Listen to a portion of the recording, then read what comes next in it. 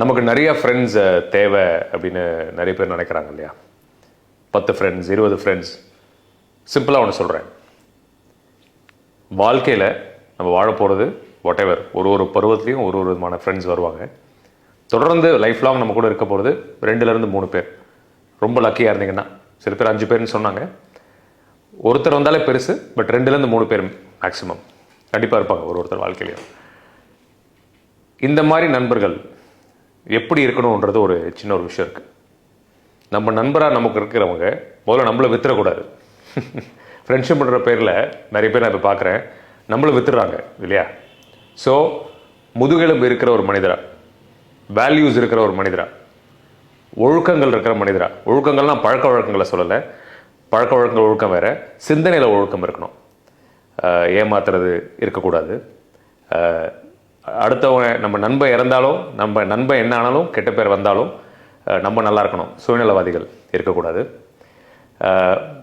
எல்லாத்துக்கும் மேலே முக்கியமாக ஒரு மனிதராக நல்ல மனிதராக இருக்கணும். இது எப்படி டாக்டர் இதெல்லாம் கிடைக்கும் அப்படின்னு நீங்கள் கேட்குறீங்களா? கண்டிப்பாக கிடைப்பாங்க.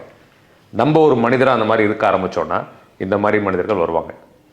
அதுக்காக கெட்டவங்க லைஃப்பில் வரமாட்டாங்களா டாக்டர் அப்படின்றது கிடையாது, வருவாங்க. பட் உங்கள் நண்பர்கள் சூஸ் பண்ணுற மாதிரி இந்த மாதிரி நண்பர்கள் கண்டிப்பாக இருக்காங்க, உலகத்தில் மனுஷங்க இருக்காங்க. நான் அப்படி தேர்ந்தெடுத்துக்கிட்டேன் நண்பர்களை.